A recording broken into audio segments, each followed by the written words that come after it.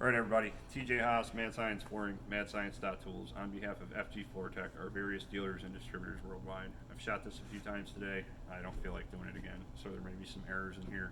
I'll correct them later. You all know who I am. Probably bandanas or something on my head, cowboy hat, whatever, Hawaiian cat shirt, cowboy boots, looking ridiculous, doing ridiculous stuff. If you don't know who I am, get a hold of me. We'll talk. This video here is to introduce the FG vacuum sanding system aspirator to the US market, but this machine is new worldwide. This is a pretty cool little system. The first thing that you're going to notice about this is it's on a table and it's tiny.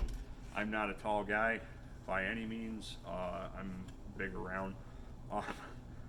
So this vacuum is tiny, and people are going to be like, well, why is it such a tiny vacuum?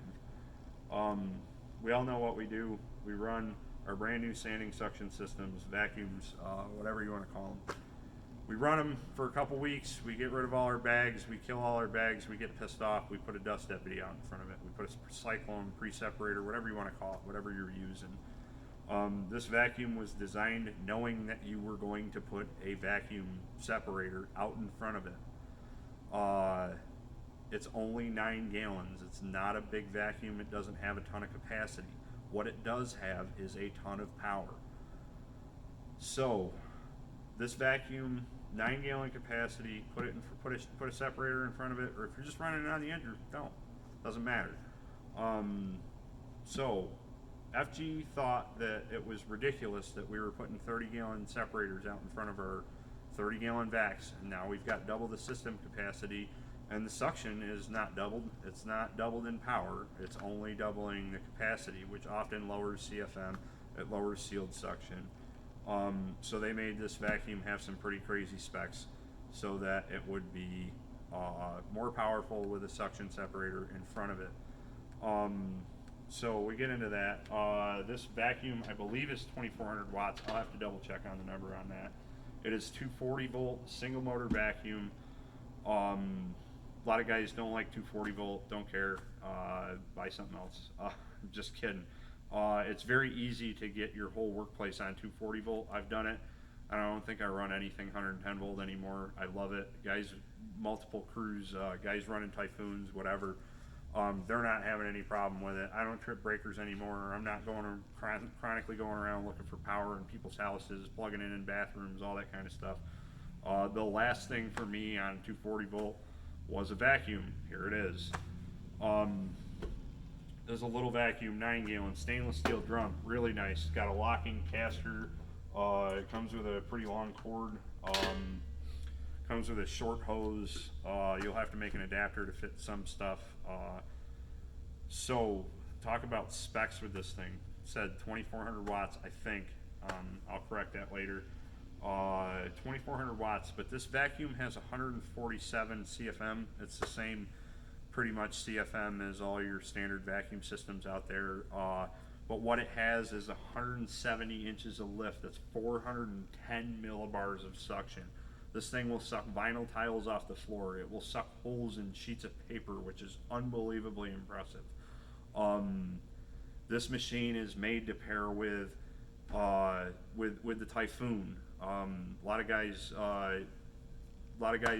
looking for better vacuum systems for their Typhoon. We got it. I'm going to try it out. I'm going to run it this week, see how it goes. I plan on running this with the Buffer. I plan on running this with the Rotovac, the king of dust. That thing makes more dust than anybody else. I'm going to try this with my big machine with Cyclone out in front of it, see how it does. 170 inches of lift is a lot of lift, and I've only turned this on for a few minutes and played with it, but it definitely has some crazy suction specs. Some other features of this vac, they're probably really not going to entertain you guys. It does have a 240 volt tool outlet on it. I'm not sure US what we're going to be able to run on it. That's going to be a different thing. We could probably run a corner router, which I'll show you in a few minutes in the next video. I think it's rated to 900 watts. I have to check that one again. There is an outlet, or there's a switch on it for the tool, so it'll turn on when you're running a tool on it. same as your Festool, but needs 240 volts to do it. Probably going to try and get some Festool 240 volt stuff over here, see how I can run it off of this. If I like it, then I'll just switch over to 240 volt for all that stuff too. Oh, multi-filter. Oh, this filter is cool, guys. So, really easy to get the top off of this vacuum. Comes right off. There's no bags to use with this vacuum. That's pretty awesome. You don't have toss away bags. There's nothing to throw out, no consumables, anything like that. Inside of it, you have a multi-filter. It's like pool guys would know, Damascus earth filter kind of deals. There's 30 cones or so. Each one is its own filtration system. When you want to clean them off, take them outside, brush them off. This filter has an extremely high service life. We have not yet figured out what it's going to be. That being said, we have not yet figured out what the replacement cost on the filters here in the US is going to be. I'm going to see how long it takes me to destroy that. You know how I am. I put everything to the test. I run the crap out of it. I'm going to do it with this vacuum. I'm going to try everything and see how it goes. I'll get you guys updated. Thanks for watching. Oh, price on this vacuum. $14.59, I believe.